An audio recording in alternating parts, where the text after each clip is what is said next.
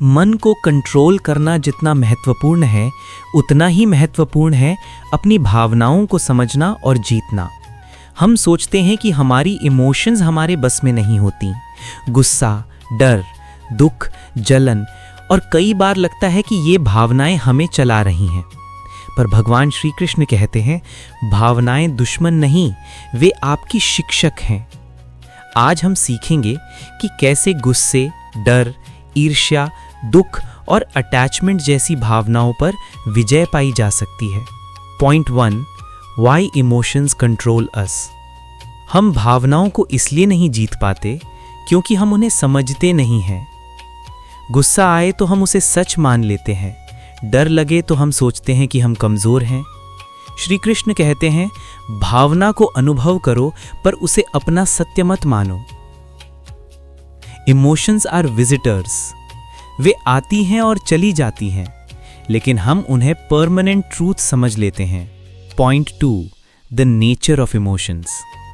Shri Krishna emotions की 3 जड़ें बताते हैं: रजोगुण, बेचैनी, गुस्सा, इच्छा; तमोगुण, डर, आलस, चिंता; सत्वगुण, शांति, क्लैरिटी, विजडम। मन जिस गुण में होता है वही भावनाएं पैदा होती हैं। तमस में सैडनेस और फियर, रजस में एंगर और जेलसी, सत्व में पीस और contentment.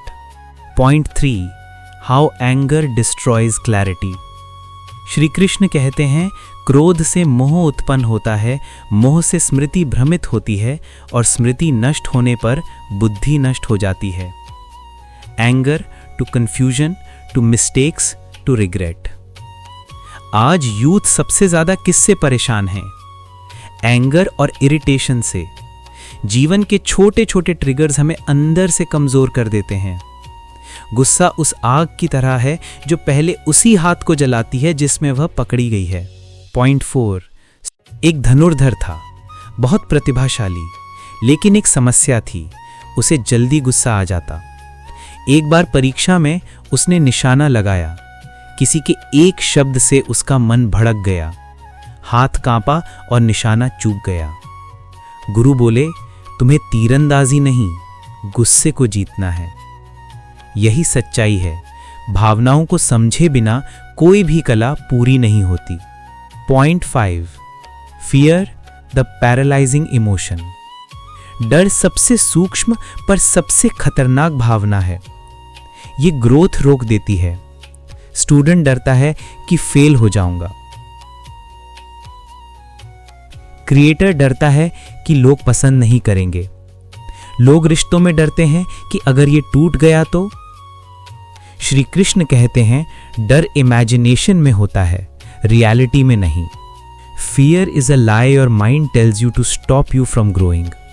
Point 6, jealousy the silent poison. युवाओं में सबसे कॉमन प्रॉब्लम है जेलसी। किसी का करियर बढ़ रहा है तो जलन, दोस्त नया फोन खरीद ले तो कंपैरिजन, किसी का रिलेशनशिप अच्छा दिखे तो इनसिक्योरिटी। ईर्ष्या हमें दूसरों से नहीं, खुद से दूर कर देती है। श्री कृष्ण कहते हैं, जिसे आत्मज्ञान है वो कभी तुलना नहीं करता। पॉइंट 7, अटैचमेंट ट्रिकी इमोशन है। लोग इसे लव समझ लेते हैं, पर श्री कृष्ण कहते हैं, लव स्वतंत्र करता है, अटैचमेंट बांधता है। अटैचमेंट कहता है ये मेरा है, लव कहता है मैं तेरे लिए हूं। अटैचमेंट डर पैदा करता है, लव शक्ति देता है। दुख आता है जब हम पास्ट पकड़ कर बैठ जाते हैं। ओवर थिंकिंग आता है जब हम फ्यूचर में जीते हैं। श्री कृष्ण कहते हैं, जो वर्तमान में स्थिति है उसका मन शांत है। Sadness equals living in memories, over thinking equals living in imagination, peace equals living in the present. भावनाओं पर विजय पाने की 5 कदम। पहला, ऑब्जर्व द इमोशन, देखो, रिएक्ट मत करो। दूसरा, नेम द इमोशन, ये गुस्सा है, ये डर है। तीसरा, डीप ब्रेथ्स, सांस शांत तो मन शांत। चौथा, शिफ्ट फोकस टू एक्शन, कर्मयोग से मन स्थिर होता है। पांचवा, सरेंडर, भावना को भगवान को समर्पित कर दो। एक लड़का था जो स्टेज पर बोलने से डरता था। लोग हंसते, वो दुखी होता। एक दिन उसने कहा, मैं डर को जीतूंगा।